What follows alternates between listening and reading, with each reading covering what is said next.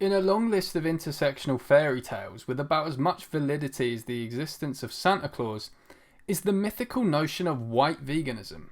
So, what is white veganism? Well, it's kind of hard to get an actual concrete definition of it anywhere, but I'll tell you how I think it would be defined from experience of others using the term, and then I'll show you a few examples of it in use. What I figured white veganism to mean through intersectional eyes is a brand of veganism whereby the form of advocacy is exclusionary and is ignorant to the struggles of minority groups. So, for example, when Gary Yourofsky said, "One struggle, one fight, animal liberation. Fuck human rights," this was branded by intersectionals as white veganism. Let's look at the term being put to use to see what it's all about. In this article titled, "Peter will be the death knell of white veganism," the author writes such things as, "Of course Peter compared the farming industry to sexual assault. Of course they did this by spending money on an advert made to look exactly like every sexual assault / domestic violence advert, deliberately to trigger a reaction out of those very people the most affected by it." And Peter's latest stunt is a list of idioms that are offensive to animals and nonsensical replacements to go with them. This is pure white veganism, in that it fails to comprehend exactly what racist / homophobic language is, and why it's not just hurtful but can also be fatal. Intersectional website Vegan Voices of Colour writes in the article "Dismantling White Veganism," "White veganism is a reference to mainstream veganism, which is undeniably very white, narrow, one-sided, and ignores intersectionality. It aims to expose and erase the invisibility of oppression on other animal bodies to the masses, while simultaneously ignoring and being silent about the very visible injustice and oppression of black and brown bodies, femme bodies, or differently abled bodies. Sometimes even utilising the history of oppression on black bodies and other oppressed groups as a tool to promote veganism." I looked on Instagram for posts that were hashtagged with white veganism, and this is some of the stuff I found. "How about vegans stop complaining about feminists supporting rape by eating dairy, and instead work to rid rape plus rape culture within the animal rights movement? Maybe then feminists would take vegans more seriously and be more willing to join the animal rights movement. #MeToo. Now bear in mind the actual person who shared that hashtagged white veganism along with that actual share of the image. Now this post, also hashtagged white veganism by the uploader, complains about how there was going to be a vegan march through London titled Vegan Pride, and how pride is relevant to LGBTQIA+ people, and how it's not for vegans to use the term for their marches. So the issue here with the term white veganism is that it appears to relate to things that have absolutely nothing to do with whiteness or being white. In fairness, the articles you can read on white veganism and many posts hashtag with it do talk about racism to ethnic minorities. However, the key thing to notice here is that it's also being used for things that are deemed to be sexist, homophobic, ableist and patriarchal. For example, if someone does a post calling the dairy industry rape or sexual assault, this is deemed to be white veganism. If someone says something that is perceived to be dismissive of the experience of the LGBT community, this is deemed to be white veganism. If someone says something deemed ableist, such as people with eating disorders can still go vegan, this is deemed white veganism. It should now be plainly obvious to many of you what intersectional vegans are trying to do, and indeed have been doing for quite some time now.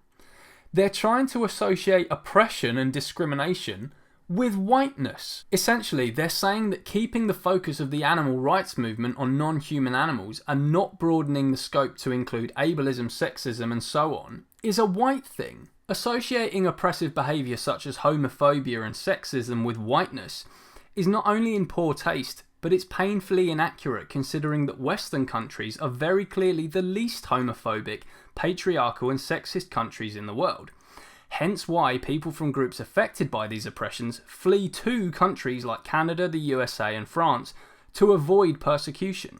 For example, in rural parts of Africa, still to this day, gay people are murdered via a practice called necklacing, where a flaming tyre is put round their neck and they're burned alive. Should this mean then that vegan advocacy dismissive of gay oppression should be called black veganism? In Saudi Arabia, women do not have equal rights to men. Will the intersectionals therefore be referring to vegan advocacy that's dismissive of feminism as brown veganism? For the record, I'm not suggesting that either of the aforementioned terms should be used. That would be ridiculous. But this is the level of contempt many intersectionals have for vegans who are white, that they would associate things such as sexism or homophobia with whiteness. What intersectionals are trying to do here is put across the notion that there is a white way of thinking. It's why you see these ridiculous memes posted by them saying such things as the caucasity and sounds about white. It amounts to scientific racism, the idea that certain groups of people think in certain ways. There is a white way of thinking and a white way of speaking for animal rights, and if you do this way, that's white, and then if you do it the other way, that's the POC way. It's part of the reason I've had so many activist friends of varying ethnicities being mistaken as white by intersectionals because they had an opinion that did not conform to their far left agenda. I've lost count now of how many of my friends have said something like, veganism is about non-human animals only, or conservatives can be vegan. And then an intersectional comments, yeah, no wonder you think that. You're a cis white male. Only for them to be told by my friend, actually I'm not white. And then the intersectional will respond with something like, oh, I assumed you were because of your comment. In fact, if you're a non-intersectional vegan watching this video right now who is not white, I would be very confident in saying that this has very likely happened to you. You've been whitewashed, which is the very thing intersectionals claim to be against, simply because you think a certain way, which would mean that you've been on the receiving end of scientific racism. This is something I refer to as a cis white fail. When an intersectional mistakenly labels someone as a cis white male, for example, because they think a certain way that the intersectional is naive and brainwashed enough to think that only white people believe. I've chosen to cross different parts of the media world, done the work so that I'm qualified to be in each one. I never considered my color the issue. I considered my qualifications the issue. Well, David, that's a whole nother long conversation about white privilege and things that you have the privilege of doing that people of color don't have the privilege of. How do I have the privilege of white privilege? David, by virtue of being a white male, you have white privilege. This whole long conversation, I don't have time to get into it. Ariva, I hate to break it to you, but you should have been better prepped. I'm black. Oops. The uncomfortable truth for many intersectionals watching this video is this. You cannot tell someone's ethnicity just by looking at their comment. You cannot tell someone's race by their opinion on something, who they vote for, or what their socio-political beliefs are. It's not possible. The truth is, we're all individuals, regardless of our ethnicity, and we all think completely differently. There is no white way of thinking, there is no black way of thinking. There is no more such thing as white veganism as there is white gardening, black sleeping, or brown swimming. It's becoming clearer now then what many intersectional vegans are trying to do here.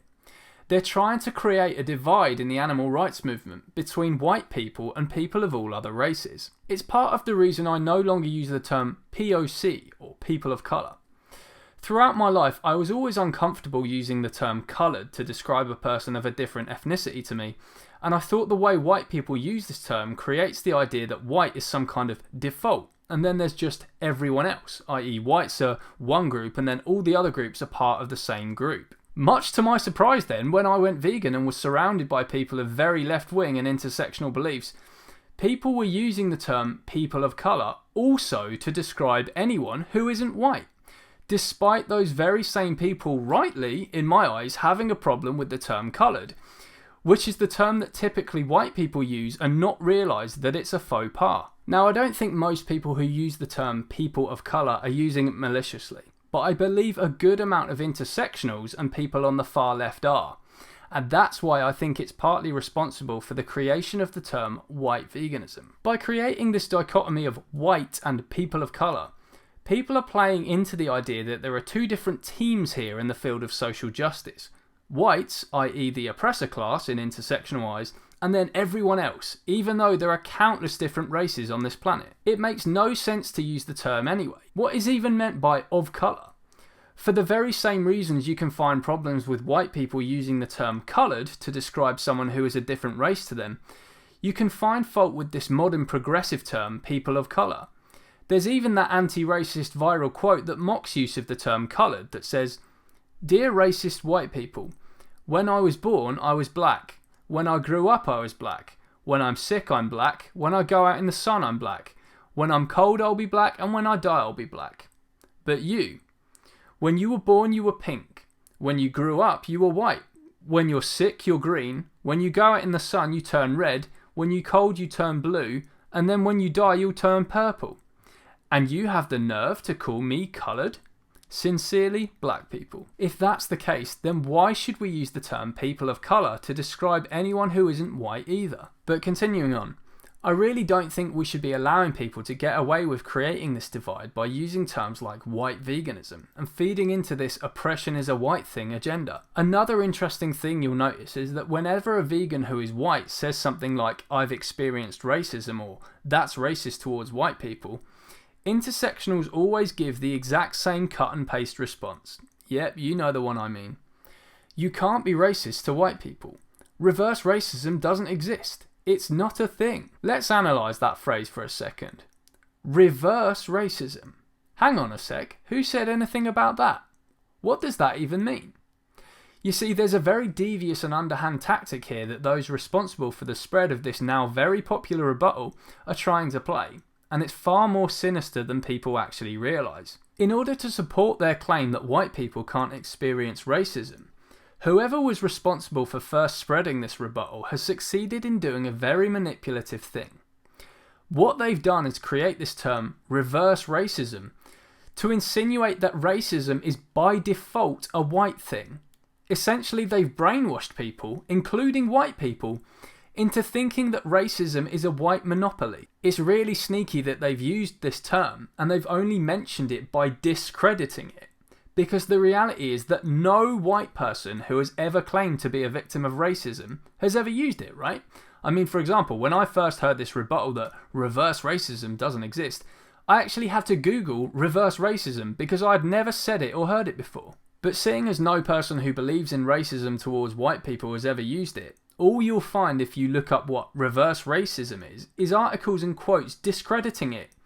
Even though, wait for it, it's a term the people discrediting it made up themselves. The reason this is such a fucking devious move is because by sneaking it into conversation via discrediting it, they make white people who believe they've experienced racism look it up, only for it to be immediately invalidated upon looking. It was invented to get into the minds of weak-minded white people so that when they experience racism and speak about it, they then hear this response, reverse racism isn't a thing, and they then look it up and see the criticism of it and go, okay, I guess I wasn't a victim of racism then. Okay, only white people can be racist. This is why you see so many weak-minded virtue-signalling white vegans respond with this phrase to independently thinking vegans who refuse to be brainwashed into hating themselves and others by intersectionals. The former have been successfully manipulated into believing that they can never be a victim of some sort of discrimination due to their skin colour, while the latter acknowledge that this can happen to literally anyone, even if you take the so-called power dynamics into account. What do I mean by that? Well, the intersectional explanation for white people not being able to experience racism is that racism equals prejudice plus power, and so you can't be anything-ist towards the so-called dominant group in society, especially when you factor in historical context as well. Okay, let's put intersectional consistency to the test. If I, as a white person, am living in an Arab state, let's say Bahrain for example, and I'm in court for a crime I didn't commit, and let's say for the sake of argument, it's an unfair trial, the police have set me up, I have shit legal representation, and all the so-called power structures are against me, so I'm a minority group in that country obviously. There's the historical stuff as well, like white people being enslaved by the Arabs in the Barbary slave trade. That's where the term slavery comes from, by the way, the Slavs, i.e. the white Europeans sold as property by Arabs. And I say to the judge, Your Honour, you're a fucking... and make a racial slur to the Arab judge, by intersectional logic, this would not be racist. After all, right, I'm a minority group, my ancestors were enslaved, I'm not of the ethnicity of the so-called dominant ethnic group of Bahrain. So will the intersectionals now say that a white person in court in Bahrain can't be racist to a Bahraini judge, policeman or jury member? Would they say to the Bahraini judge who got called the racist slur by the white person, you can't be racist to Arabs, reverse racism doesn't exist, it's not a thing? Would they fuck? And guess what? Rightly so. You see, a white person who holds no power in Bahrain and whose ancestors were enslaved by Arabs racially abusing someone from the majority ethnic group in Bahrain is racist. But how inconsistent is that nonetheless? You will never see an intersectional defend a white person racially abusing a Bahraini in Bahrain, even one in a huge position of power like a judge or even a royal, by saying reverse racism doesn't exist. Why is so-called reverse racism a thing in Bahrain but not in the USA? So what does this consistency test show? It shows that for whatever reason, intersectionals are using whiteness specifically as the scapegoat du jour within the animal rights movement. I always found it odd, for example, that despite straight people oppressing gay people the world over and being by far the in-power group, I've never once been insulted by an intersectional for being straight. The main bullshit I get is, you white this and you fucking white that and white saviour. I've never heard someone be called a straight saviour, or, instead of a meme saying the caucasity, it says the straightness, or some shit like that. And of course, most importantly in line with this video subject, I have never even once heard the term straight veganism. I'm not sure of the exact reason, but the key thing intersectionals want to do at the moment is associate sexism, ableism and other oppressive behaviour with whiteness specifically, rather than, for example, straightness. And here's the thing. As it would be absurd to associate ableism with being straight, so too is it absurd to associate all these completely irrelevant things with white skin. There are white intersectionals and black anti-intersectionals. There are gay conservatives and straight socialists. There are male feminists and female men's rights activists. Let's stop this association of race with ways of thinking. Let's stop the association of non-intersectional veganism with whiteness, when most vegans who aren't white are not intersectional. Let's put an end to these ridiculous terms like white veganism. Intersectionals could easily call vegan advocacy that centres the discussion around non-human animals only as brown veganism, black veganism, straight veganism, or anything else, seeing as non-intersectional veganism is no more a marker for being white than it is for being anything else. If you see someone use the term white veganism, discuss with them why it's wrong and why it could be argued to be scientific racism. Advocacy has no colour. Opinions have no colour. Non-intersectional veganism has no colour. Thanks for watching. Please like and share this vid and subscribe to Carnism Debunked.